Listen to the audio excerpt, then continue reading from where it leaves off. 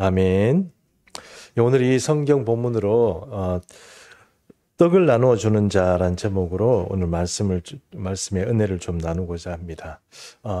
우리가 지금 2024년을 살았는데요. 2024년 한 해 동안 있는 여러 가지 일들을 좀 이렇게 돌이켜 보는 시간을 좀 가졌으면 좋겠습니다. 특별히 정치 이야기를 하려고 하는 건 아닌데 정치가 지금 굉장히 혼란스럽죠. 정치가 혼란스러우니까 나라가 안정되어 있지 않습니다. 나라가 이렇게 힘들고 어려우니까 조금 뭐랄까 온 국민들 마음이 지금 안 좋습니다. 국민들의 반반 이렇게 갈라서 서로 이렇게 많이 싸우고 있는 그런 어떤 상황입니다. 그러다 보니 그 문제가 2024년도에 해결이 되고 넘어갔으면 좋겠는데 괜히 싸움을 일으켜가지고 2024년도 연말에 싸움을 하는 바람에 2025년도 이 연초가 돼도 해결이 되지 않고 이 나라의 어려운 정치적인 문제가 2025년도에도 좀 이렇게 계속 시끄럽게 되었습니다. 2024년도에 우리가 있었던 일 가운데 여러분 가정에나 여러분 개인의 일에 아직 정리가 되지 않고 넘어가는 일들이 좀 있습니까? 뭔가 기분이 그렇게 썩 시원하고 개운치가 않습니다. 뭔가 인생에서 뭔가 이렇게 딱 이렇게 좀 단도리를 한다고 그럴까요? 어떤 일들을 정리하고 또 새로운 일들을 시작하고 이렇게 했으면 좋겠고 2024년도에 몽땅 싹 지워버리고 2025년도에 새롭게 뭔가 일을 시작하고 했으면 좋겠고 그런 마음들이 있지만 사실은 우리 가운데 여러 가지 습성들 또 우리의 어떤 살아온 어떤 삶의 궤적들이 우리를 놓치지 않고 그 내년에도 계속되지 않을까 하는 그런 어떤 걱정과 두려움이 있습니다. 이왕이면 죄된 습관, 나쁜 습관, 좀 좋지 못한 저주들 이런 것들은 전부 다 2024년도에 끊어버리고 2025년도에 그렇게 살았으면 좋겠습니다만 여전히 2025년도에도 2024년처럼 그런 어려운 일들이 또 변화무쌍한 그런 어떤 삶의 문제들이 우리를 따라다니지 않을까 하는 그런 어떤 생각을 해보는 것입니다. 이제는 사실 너무 세상이 복잡하고 또 어렵고 이렇게 혼란스럽다 보니까 2025년도에는 나라가 평안하겠지 이런 기대를 하는 사람은 좀 없는 것 같습니다. 근데 아마 우리도 마찬가지고 우리 그리스도인들도 마찬가지고 그렇게 되는 것 같은데 그럼에도 불구하고 우리가 2025년도 이렇게 새롭게 다시 한번 봐야 될 어떤 그런 것은 하나님은 2025년도에 어떤 일을 하려고 하실까? 그리고 우리는 어떤 삶을 살아야 하나님의 뜻에 준하고 하나님의 뜻이 이루어지는 그런 삶을 살 수 있을까 하는 일에 한번 우리가 포커스를 맞춰서 한번 생각해 보자 하는 것입니다. 하나님은 때를 주시는 분입니다. 때에 따라서, 기간에 따라서, 또 하나님께서 정하신 어떤 일에 따라서 주님은 움직이시는 분입니다. 40년 광야 생활 이러면은 40년 광야 생활을 반드시 시키고 거쳐야만 하나님이 그 형벌을 끝내시는 분입니다. 그러니 하나님은 정하신 기한이 있고 때를 따라서 움직이시는 분이기 때문에 우리가 이 종말의 시간을 가까이 가면서 이 때와 기한을 좀 잘 아는 것은 굉장히 중요합니다. 여러분, 사람 100명이 있으면 정말 뛰어난 머리를 가지고 시대를 볼 줄 아는 사람 서너 명밖에 없습니다. 그 나머지 사람들은 그 서너 명이 앞서가서 어떤 일들을 말하고 예언은 아닌데 어떤 추세를 말하고 어떤 전략을 말하면 나머지 사람들은 다 앉아서 욕합니다. 왜요? 자기는 이해가 안 되니까요. 이거 마찬가지입니다. 선지자들이 막 떠들고 선지자들이 어떤 시대의 어떤 일들을 조명하고 조망할 때 많은 사람들이 그런 것들을 보면서 뒤에서 후욕하고 저렇게 살아야 되나 이렇게 생각하는 경우가 많은 것 같습니다. 교회도 마찬가지가 아닌가 생각합니다. 교회는 교회 출발부터 이 종말이라는 것을 좀 포커스를 맞췄습니다. 왜냐하면 하나님께서 저를 부르실 때 내가 이제 새 일을 행하리라 하는 그런 어떤 부르심을 받고 제가 일을 시작했습니다. 하나님의 보호자 앞에서 그런 부르심을 제가 경험했기 때문에 새 일이 뭘까? 하나님은 도대체 무슨 일을 내가 살아있는 동안에 혹은 내 삶을 통하여서 일하려고 하실까 하는 그런 궁금증을 가지고 살아왔습니다. 그러다 보니 남들과는 조금 다른 어떤 패턴을 가진 신앙인으로서 살아가게 됐습니다. 그것은 뭐냐면 하나님께서 도대체 무슨 일을 하실까? 언제 무슨 일을 하실까? 이런 어떤 궁금증을 가지고 계속 살아왔기 때문입니다. 그러다 보니 남들보다는 시대를 읽는 눈을 조금 빨리 떴다고 저는 생각합니다.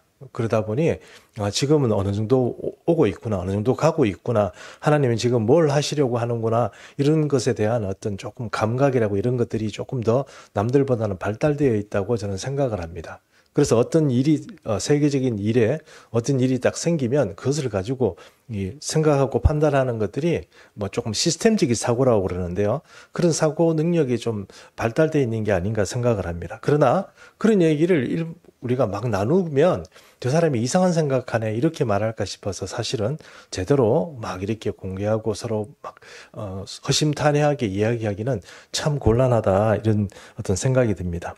어쨌든 우리는 인정하거나 인정하지 않거나 이제 종말의 시대에 돌입을 했습니다. 뭐 세상을 돌아가는 걸 보면 알잖아요. 이제 종말의 시간에 이제 돌입을 했는데, 이때 우리가 정신을 차리고 하나님 앞에 하나님께서 구원해 줄 자로 우리를 삼고, 또 열 처녀 비유 중에 기름을 준비하는 5처녀가 되어야 되는데 그 어떻게 할 것인가 하는 그런 관건이 우리에게, 우리 시대에, 우리 살아있는 바로 우리에게 지금 주어져 있는 거예요. 그러니까 주님이 우리 사후에 올지 아니면 우리 생전에 올지 모르지만 우리 생전에 온다 그러면 지금 이 모양이 2024년도의 신앙적인 어떤 그런 모습 가지고는 좀 곤란하겠다는 것입니다. 그래서 뭔가 이 시기에 우리가 좀 정리하고 2025년도를 맞이하는 게 좋지 않겠나, 이런 생각을 해본다 하는 것입니다. 오늘 이제 우리가 새해를 맞이하게 되지 않습니까? 새해를 맞이하게 되는데, 새해를 맞이하는데 옛날 이집트의 왕인 바로가 새해를 맞이하는 그 시점에 이상한 꿈을 꿉니다. 그러니까 우리로 말하면 우리는 1월 1일이라고 얘기하는데 그러니까 애굽에서 근동에서는 1월 1일이 아니고 7월 1일입니다. 7월 1일. 거기는 이제 가을 절기를 시작을 해요. 우리는 봄이라고 그러면 이제 시작한다 이렇게 생각하지만 그쪽은 가을이 시작하는 절기예요. 그래서 여러분 아시는 것처럼 히브리 사람들이 하는 히브리 사람들의 절기 중에 나팔절이라고 있지 않습니까? 나팔절은 7월 1일인데 그 7월 1일이 그들에게는 정월입니다. 그들에게는 출발이죠. 그래서 가을 절기가 시작되는 그런 어떤 절기가 시작이 되고 나팔절이 되면 이제 우리처럼 신년이 시작되는구나 하는 생각을 하게 되는 것입니다. 그러면 여러분 1월 1일이 되면 여러분 우리가 기도 제목을 새로 쓰고 삶의 어떤 계획을 하는 것처럼 히브리인도 마찬가지고 고대 근동에 사는 사람들이라면 7월 1일쯤 되면 뭘 하겠습니까? 자기 나름대로 계획을 하지 않겠습니까? 계획을 하겠죠. 자기 삶 어떻게 살았으면 내년 어떻게 살아야지, 그런 어떤 생각을 하지 않겠습니까? 운동을 좀 더 해야 되겠다. 뭐 공부를 좀 더 해야 되겠다. 뭐 아니면 우리 그리스도인이라면 성경을 좀 더 읽어야 되겠다, 이런 그런 어떤 결심을 하지 않겠냐는 겁니다. 자, 그런 생각을 하고 있는데 바로가 그런 생각을 했습니다. 고민에 빠져 있는데 그런 바로에게 밤에 꿈이 이제 꾸어진 것이죠. 꾸어졌는데 이제 그 얘기를 오늘 꿈꾼 이야기를 먼저 가지고 얘기를 한번 해보겠습니다. 자, 7장 창세기 41장 1절 우리 한번 김기훈 권사님 한번 다시 좀 읽어주시겠어요? 창세기 41장 1절. 마이크가 없습니까?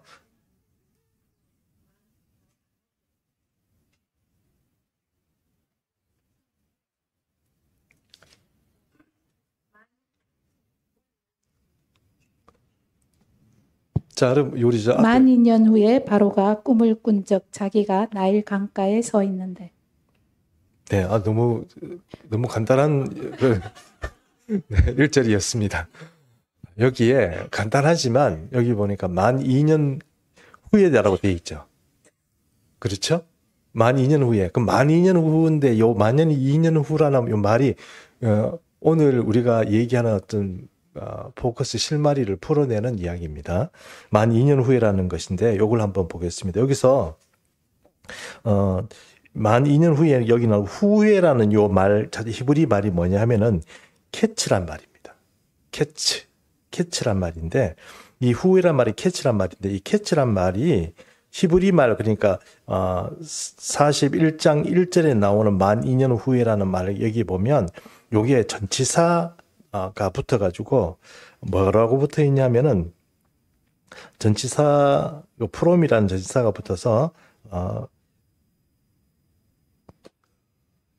미 캐츠 죄송합니다. 미라는 말이 갑자기 생각이 나서 미 캐츠입니다. 미는 이제 히브리 말에 프롬이란 뜻이죠. 그러니까 프롬 캐츠란 말은 끝이란 말이에요. 후이란 말이 아니고 끝이란 말입니다. 그러니까 끝에서부터라는 뜻이에요. 끝에서부터라는 뜻이에요.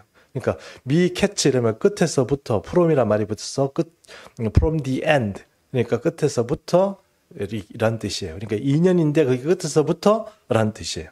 그러면 이게 어떤 말이냐면은 이 캐치란 말이 쓰여진 성경 본문이 보면 대부분 어디에 쓰여지는 말이냐면 종말이라는 단어에 쓰여지는 거예요.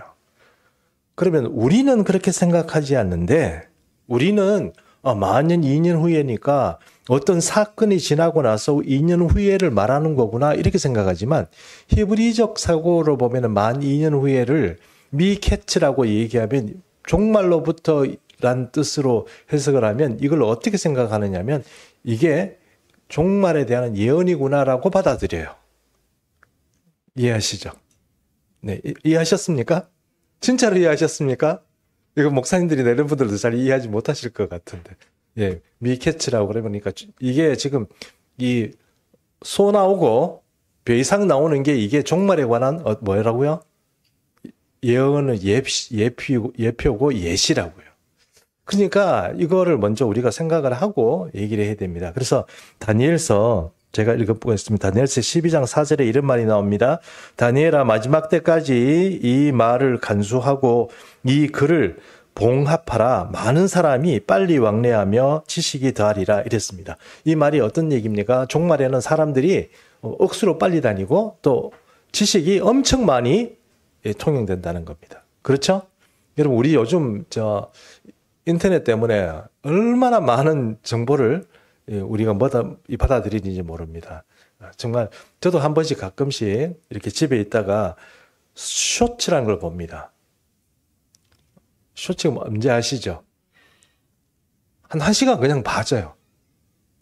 내가 왜 이러고 있지? 이래가지고 깜짝 놀래가지고 이러는 경우가 많습니다. 이만큼 온갖 정보가 그냥 그 정보가 뭐 좋은 정보, 유익한 정보 이런 게 아니고 뭡니까? 물론 남들이 사는 정보, 재밌는 정보도 많지만 뭐 강아지부터 고양이 나오죠. 강아지 고양이 나오고 고양이와 고양이 싸우는 이야기, 강아지 싸우는 이야기, 뭐 온갖 이야기들이 그냥 거기서 딱 쏟아져 들어옵니다. 그러면 재밌다고 계속 보고 있으면 전 세계 모든 것들이 다 와. 전쟁하는 이야기, 온갖 중국에서 남녀가 서로 싸우는 이야기, 이혼한 얘기 이런 것부터 막 들어오는 거예요. 이제 그런 거 다 보고 있으면 어떻게 됩니까? 바보 되는 거예요. 정작 중요한 정보는 다 튀어나가 버리고 이런 정보들이 막 쏟아져 들어오는 거예요. 다니엘서가 말한 것처럼 정보가 막 쏟아지는 그런 시대가 되었다는 것입니다. 지금 우주에는요, 스타링크라고 그러죠. 스타링크, 우리가 이렇게 다니다 보면 건물 위에 이렇게 5G 이렇게 해가지고 쓰는 그런 어떤 안테나 같은 거 있잖아요.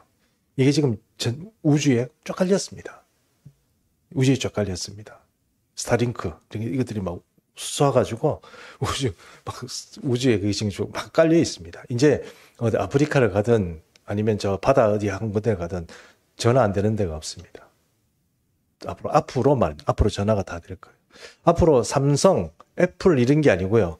이제는 아마 스타링크에서 만들어내는 전화기가 아마 전 세계를 지배할 때가 올 거예요. 하여튼 지금 전 세계의 정보가 이제 인터넷을 통해서 모든 게 우주적으로 다 이렇게 묶여 있으니까 이제 적어된 이렇게 앞에 있는 그런 어떤 저런 거 없어도 우주에 다 있으니까 어디를 가든 다 되는 그런 시대가 올 겁니다. 정보가 너무 빨리빨리 통용이 되고 어디든 접촉을 하면 모든 것을 만들어주는 어떤 그런 시대가 되었습니다. 자, 이런 시대에 이 바로가 꿈을 꿨으니 이제 바로가 이제 고민이 많이 생기는 것입니다. 처음에 우리가 말한 것처럼 우리도 새해에 셈을 꾸고 어떤 계획을 하는 것처럼 바로도 그런 마음 가지고 살아가는데 갑자기 자기 꿈에 이상한 꿈을 꿨는데 그것도 비슷한 꿈인데 해석을 하지 못하는 두 가지 꿈이 중복적으로 자기에게 주어졌는데 이게 해석이 안 되니까 바로가 지금 괴로운 거예요. 왜 괴롭냐면 분명히 어떤 신적 언어로서 내게 신이 내게 뭔가 이렇게 메시지를 줬는데 해석을 못 하는 거예요. 해석을 할 방법이 없는 거예요. 뭔가 중요한 메시지인데 해석을 못 하는 거예요. 그것도 신년에 내가 뭘 해야 되는 그 시점에 이게 해석이 안 되니까 좀 어려워지는 거예요. 자, 그래서 바로가 어떻게 합니까? 바로가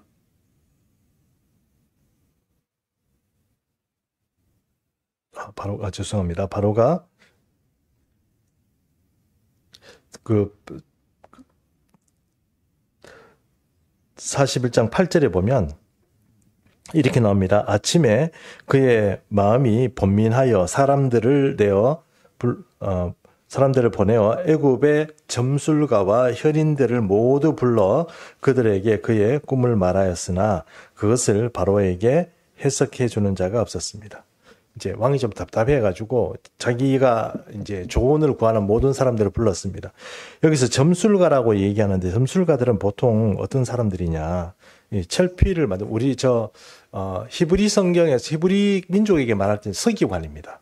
점술관이라서 무조건 점치는 사람 이렇게 생각하는데 그것보다는 서기관이다 이렇게 말할 수 있습니다. 그러니까 뭐 고대의 어떤 문서를 관리하고 히브리 사람들이 아니니까 아무래도 마법책 같은 거 그런 것들 뭐 이런 것들을 많이 가지고 그걸 연구하고 마법도 하고 뭐 이런 그런 사람들이 점술가다 이렇게 말할 수 있습니다. 그런 사람들이 이제 그 지금 불려 나가 가지고 왕에게 대답을 하는데 대답을 해줄 수 있는 방법이 없죠. 그 사람들을 불러가지고 물어보면 죽기는 싫으니까 자기가 이런 말 저런 말 하니까 사람들이 오는 사람마다 다 답이 틀립니다. 어떤 사람들은 뚱뚱한 왕자들하고 홀쭉한 왕자들하고 싸워가지고 나 절단난다 뭐 그런 얘기. 공주들이 뭐 어찌 됐다는 공주들이 뭐 어떻게 됐다 뭐 그런 얘기도 하고 온갖 이야기들이 다 나오는데 왕이 그걸 보니까 얼마나 답답하겠어요. 아 이것들 다 죽여야 되겠다. 다 쓸모없는 것들이다. 이런 생각 안 들겠습니까? 뭐 이상한 소리만 자꾸 하니까 이 똑똑하다는 것들 다 애굽에서 중요한 사람들 다 불러 모았는데 아무 답이 없으니까요. 그래서 이거 어떻게 처단할까 생각하고 있는데 그때 어떤 사람이 나타나는데 그 사람이 바로 포도주 맡은 관원입니다. 포도주 맡은 관원이 바로 2년 전에 어떤 일이 있었습니까? 포도주 맡은 일이 바로 2년 전에 그 사람이 꿈을 꿨는데 그 꿈은 여러분 아시는 것처럼 떡 맡은 관원장도 꿈꾸고 포도주 맡은 관원장도 꿈꿨는데 도저히 해석이 안 되는데 누가 해석해 줬습니까? 감옥에서 요셉이 해석해 줬습니다. 요셉이 해석해 줬으니까 그것을 이제 그 요셉이 해석을 하는 것을 보고 이제 그때부터 인연입니다. 그렇죠? 그리고 그러니까 술 맡은 관원장은 복권이 되고 그리고 떡 맡은 관원장은 목이 달려 죽습니다. 그 복권이 됐다는 얘기는 언제 복권이 됐다는 얘기입니까? 새 정권이 나왔을 때, 그러니까 7월 1일 정월이 되었을 때, 그 왕된 사람이 보니까 얘는 살려줘야 되고 얘는 죽여야 되니까 얘는 죽여. 그렇게 된 거고, 이제 요번에는 얘는 그러면 살려서 내 장관으로 써야 되겠다. 이렇게 해서 부른 거란 말입니다. 그게 언제라고요? 가을절기인 7월 1일쯤 되었다 하는 것입니다. 이해하시죠? 그래서 만 2년 후이라는 것이 어떤 뜻입니까?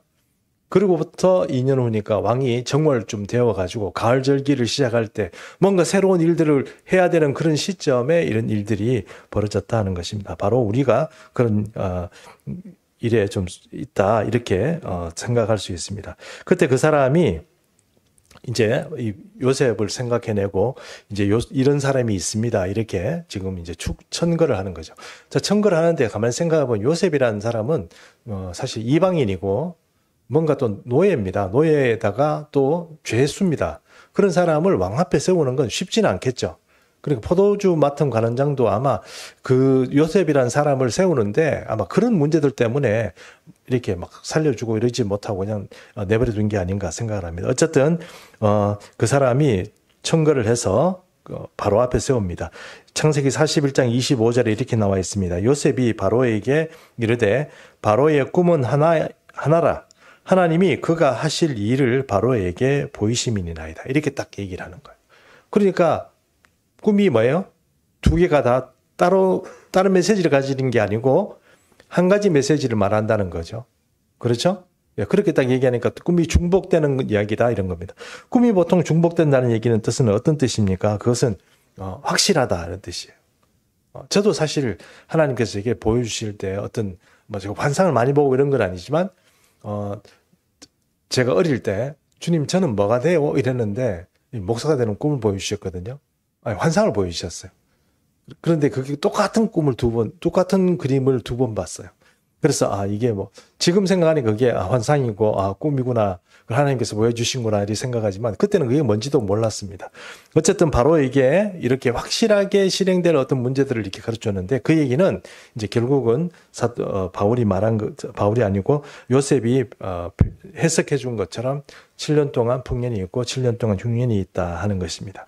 자, 여기서 우리가 다시 한번 조금 초반의 이야기로 돌아가서 어떤 얘기를 한번 해보냐면은 이 마태복음 24장 32절 말씀을 한번 제가 좀 읽어드리겠습니다. 마태복음 24장 32절입니다. 무화과 나무의 비유를 배우라. 그 가지가 연하여 지고 잎사귀를 내면 여름이 가까운 줄을 아나니 이랬습니다. 무화과나무의 비유를 배우는데 무화과나무의 이파리가 뭔가 야들야들 이렇게 부드러워지고 연해지면 어떻게 여름이 가까워진다 이런 거예요. 그럼 여름이 가까워진다는 그게 예수님이 하신 말씀이 이게 뭐가 그렇게 중요하냐 이렇게 생각할지 모르지만 여기 보면 여름이란 말이 여러분 잘 아시는 카츠라고 아세요? 카츠 아십니까? 많이 아시는데 돈카츠 몰라요? 돈가스 안 할 때 우리 일본말로 얘기할 때 카츠라고 그러잖아요. 일본말 맞죠? 카츠라고 안 그럽니까? 카츠란 말하고 똑같아요. 여름이란 말이. 그러면 이 여름이 가까웠다 이 말이 어떤 뜻이냐면 이 카츠란 말은 뜻은 이 예수님께서 이 종말에 대해서 24장은 종말이잖아요. 종말에 대해서 얘기를 하시면서 이 여름이 가까웠다는 식으로 말씀을 하신 거예요. 그 카츠란 말이. 그러니까 그게 종말이란 뜻인데 그것을 여름이라고 말씀하신 거예요. 그 말이 어떤 의미입니까? 곧 가을이 온다 이런 뜻이거든요. 이해하시죠? 곧 가을이 온다는 뜻이에요. 곧 가을이 온다는 뜻은 무엇입니까? 나팔절이 곧 시작이 된다는 것이고 나팔절이 곧 시작이 된다는 뜻은 뭡니까? 나팔을 불면 나의 이름을 우리 찬송가 있잖아요. 나팔 불 때 나의 이름을 부르잖아요. 그러니까 그 나팔절이 이 나팔절이라고. 그러면 우리가 생각할 때 히브리인들은 예수님이 이 메시아가 언제 온다고 생각할까요? 나팔절이 온다고 생각하겠죠. 이해하십니까? 그럼 가을절기쯤 내가 오신다 이렇게 생각한다는 거예요. 그래서 히브리적으로 보면은 이 시즌을 얘기할 때 여름 시즌이라면 바로 이제 우리 종말의 시간들이고 그것이 곧 주님이 오실 시간이다 하는 거예요. 이제 무화과 나무가 부드러워지고 야들야들해지고 연해지면 내가 올 때가 다 됐다 그 얘기를 너희가 생각해라 하고 투로 예수님께서 말씀하신 거예요. 그러니까 카츠 이 말은 예수님께서 워드프레이를 하신 거래요. 그러니까 워드프레이라는 것은 캐치란 말을 카츠란 말로 이렇게 워드프레이를 하는 거 비슷한 발음으로 이렇게 막 말하는 거 있잖아요. 그런 워드프레이를 하셨다는 거예요. 결국 종말의 이야기가 카츠란 말과 연관이 되어 있다 이렇게 말씀을 드린 겁니다. 이제 넘어가서 바로 앞에 요셉이 섰고 그리고 바로가 해석을 해주는데 이렇게 해석해 줍니다. 창세기 41장 27절 그 후에 올라온 파리하고 흉한 암소는 7년이요 동풍에 속이 말라 빈 7 이삭도 7해 흉년이다 이랬습니다. 그러니까 암소들이 통통하고 이럴 때 7년 동안 풍년이다가 파리한 암소가 나타나면 7년 동안 흉년이 오고, 그렇죠? 또 이삭이 통통하고 살쪄 있을 때는 7년 흉년인데 그게 갑자기 막 흉악해지고 조그마한 뭔가 이렇게 빈약한 그런 이삭으로 나타나가지고 옆 앞에 있던 그런 이삭을 잡아먹었는데도 이게 감당이 안 되더라. 뭐 이렇게 얘기하는 거 아닙니까? 결국은 이제 요셉의 이야기는 뭡니까? 앞으로 7년 흉년이 있고 언제부터? 정월 때부터 시작하는, 그러니까 왕이 지금 새롭게 시작하는 요 해부터 7년 풍년이 있고, 그리고 그 이후에 7년은 뭡니까? 흉년이 있다. 그 얘기를 지금 자꾸 죄송합니다. 요셉이 해석을 해준 거예요, 바로에게. 자, 그 얘기를 듣고 나서, 그러면 이제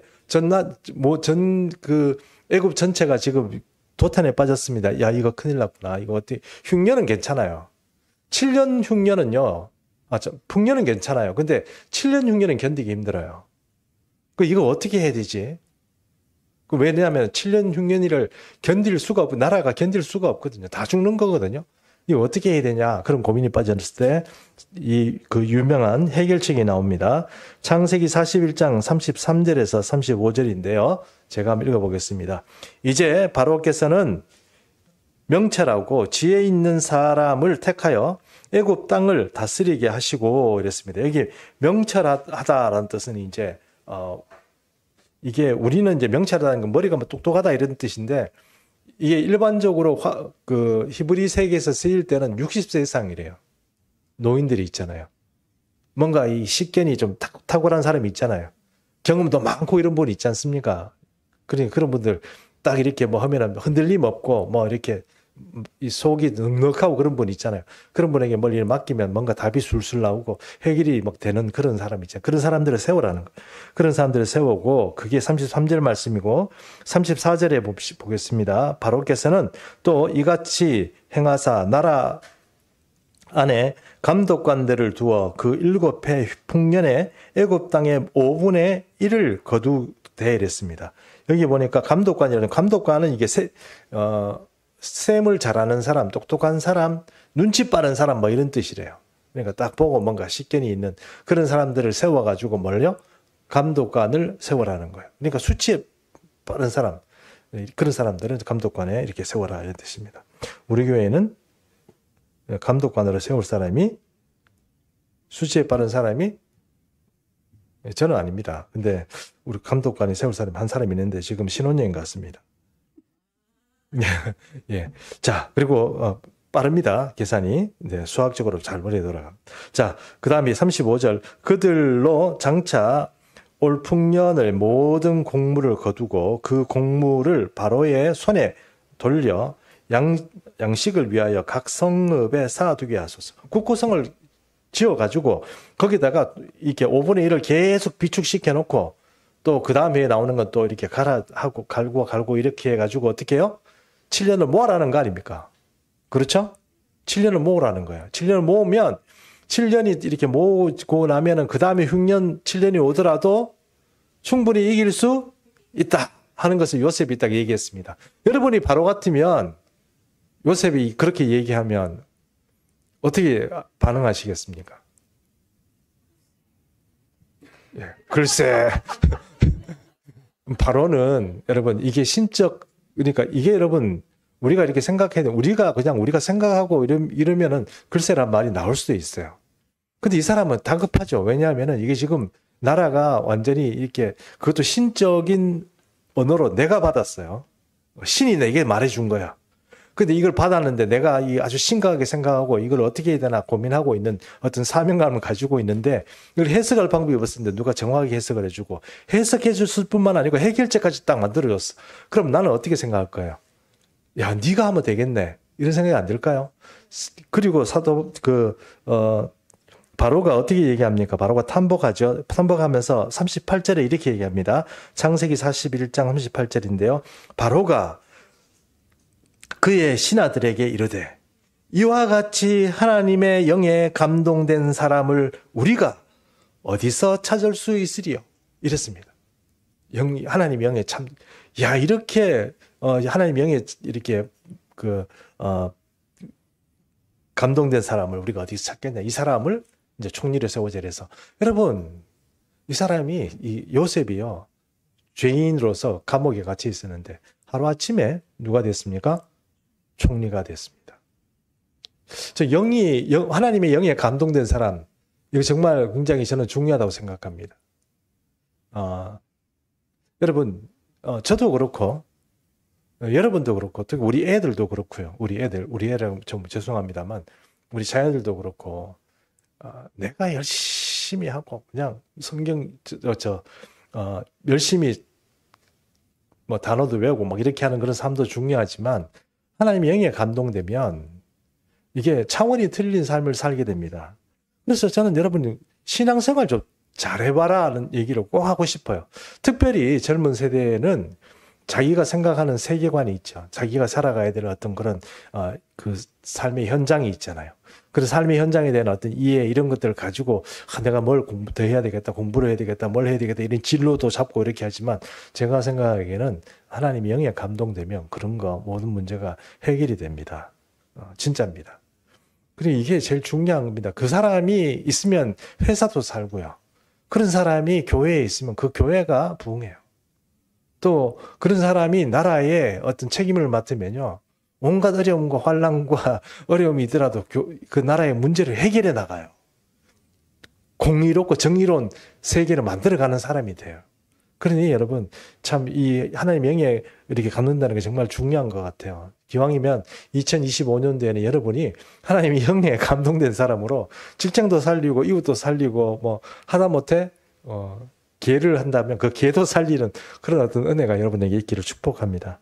네, 그래서 먼저 바로가 결국은 그 사람의 뭘 이제 총리로 삼고 그 사람을 어떻게 이름 붙이느냐? 사브넷 바네아라고 이름을 붙입니다. 사브넷 바네아라는 바네아라는 말 자체가 빵이란 뜻이래요. 그러니까 빵을 나누어 주는 사람이란 뜻이에요. 빵을 나누어 주는 사람. 자, 빵을 나누어 주는 사람이 누구라고요? 요셉입니다. 하나님의 영에 감동된 사람. 빵을 나누어 주는 사람. 그 사람은 풍년에도 나누어 주고 흉년에도 나누어 주는 사람이에요. 자, 여러분 이제 우리가 종말 얘기를 다시 한번 돌아가서 이제 마지막 얘기를 하겠습니다. 저는 2025년도가 심상치 않다고 생각합니다. 이건 예언도 아니고 그냥 제 마음에 느끼는 겁니다. 그러면 2025년도가 되어서 앞으로 우리 세계에는 어떤 신앙적인 일들이 일어날까? 세상은 힘들고 어려워지고 스타링크도 점점 더 발달이 되고 세상은 점점 더 지식이 차고 넘치겠지만 예수 믿는 사람 우리에게는 어떤 일들이 벌어질까? 저는 7년 풍년이 한번 오지 않을까 생각합니다. 왜요? 종말의 이야기니까. 7년 풍년이 한번 올 거다. 우리 이방인들 중에 온갖 기적과 사도행전적인 어떤 그런 어떤 풍년이 한번 온다는 거죠. 그래서 뭐 저도 그런 것을 기대합니다. 우리 교회도 막 요번에 한 7년 풍년 동안에 막 그냥 이렇게 가지고 많은 사람들이 예수 믿게 되고 또 그 천국 가게 되는 그런 어떤 은혜가 있었으면 좋겠는데 또 그 7년 풍년이 지나면 반드시 뭐가 따라오죠? 7년 흉년이 따라오게 되어 있습니다. 7년 흉년이 따라오면요. 이게 7년 풍년 때는 이제 그 좌표라고 할까요? 우리가 지표가 어떤 거냐면 유대인들이 이스라엘로 돌아오고 유대인들이 잘 살게 됩니다. 풍성하게 살게 돼요. 그 중에 또 유대인들 중에도 예수 믿는 사람이 많이 늘어나게 돼요. 그런데 딱 7년 흉년이 딱 접하면서부터 많은 믿는 사람들이 탈락할 겁니다. 마치 열처녀가 있는데 5처녀는 이 풍년 동안에 기름 준비한 것처럼 이렇게 살아가고 이 5처녀는 기름이 항상 있을 줄 알고 미처 준비는 못한 5사람이 있는 거예요. 그러니 여러분 우리가 평안하고 내 신앙이 별로 문제없고 이럴 때 그냥 살아가시면 안 돼요. 좀 더 하나님 앞에 기름을 채워가며 살아가야 돼요. 그런데 어쨌든 이 5처녀는 흉년 때 기름을 준비하지 않고 살았던 사람이고 이 또 나머지 5사람 하나님께 선택받고 신부로 택함을 받는 이 5사람은 이 흉년 때 먹고 살 게 있는 기름을 가지고 있는 사람이에요. 그럼 여러분 이제 결론적으로 얘기하겠습니다. 시간이 많지 않기 때문에 교회는 앞으로 어떤 교회가 좋을까요? 풍년 때 이 교회도 좋고 저 교회도 좋고 다 좋습니다. 흉년 때는요. 먹을 게 있는 교회라 해야 됩니다. 먹을 것을 나누어 줄 수 있는 교회. 요셉처럼 사브넷바네아 떡을 나누어 줄 수 있는 교회. 그런 교회가 바로 흉년 때 살아남을 수 있는 그런 교회다 하는 것입니다. 다섯 처녀가 기름을 준비하는 것처럼 그런 어떤 준비를 하는 그런 교회가 바로 우리가 생각하는 그런 어떤 교회가 되어야 된다는 것입니다. 우리 개인은 어떤 삶을 살아야 됩니까? 이제부터 하나님께 여러분 좀 기도 열심히 하시고 하나님께 하나님의 곳간에서 많은 것들을 좀 여러분이 가져오십시오. 좀 가져오십시오. 여러분 사시는 게 너무 넉넉하신 것 같아요. 그래 주님 앞에 너무 자주 안 오시는데 자주 오셔가지고 이거 나 때문에 받아야 되는 게 아니에요. 앞으로 있을 흉년을 위해서 여러분 사신다고 생각하고 여러분 돈이 있어야 나중에 뭐 가난한 사람들 뭐 이렇게 섬길 수도 있고 내가 여유가 있어야 남들을 섬길 수도 있잖아요. 나도 지금 형편이 안 되는데 어떻게 남을 섬기고 그렇게 가능하겠습니까? 하나님께서 기왕이면 앞으로 얼마까지는 모릅니다. 그 제가 정확하게 7년이다 말씀드리는 게 아니고 원래부터 기왕이면 하나님께서 큰 복을 주시는 그런 시기라고 저는 믿고 있는데 여러분은 어떻게 생각할지 그거는 여러분의 판단에 맡기겠습니다. 그러나 어쨌든 흉년이든 풍년이든 주님 앞에 와서 좀 곳간에서 하나님의 하늘의 곳간에서 많은 것들을 가져와서 여러분 비축을 하십시오. 영적으로 비축을 하고 또 물질도 좀 비축을 하고 남을 위해서 뭐 공부하려면 돈이 있어야 되지 않겠습니까? 그런 삶을 좀 살았으면 좋겠다 하는 것입니다. 우리 개인이 떡을 나누어 주는 사람이 되어야 되겠다 하는 것입니다. 요셉처럼. 자, 결론적으로 얘기하면 우리 교회도 이제 흉년을 대비해서 떡을 늘 나누어 줄 수 있는 그런 교회로서 준비해야 될 것이고 여러분도 이 종말의 시간이 딴 게 아니고 이 풍년에 취해가지고 그렇게 낭비하는 인생 살다 보면 안 된다는 것입니다. 그래서 흉년을 준비하는 마음으로 비축하고 준비하는 그런 인생을 살아가자 하는 것입니다. 그것이 오늘 우리가 새해를 맞아 2025년을 바라보는 우리의 목표라고 그렇게 말할 수 있습니다. 이제 우리가 말씀을 이제 그만두고요. 참회의 기도를 하도록 하겠습니다. 참회의 기도. 우리 세 가지 기도를 가지고 있는데 여러분들이 1, 2, 3번 기도가 있습니다.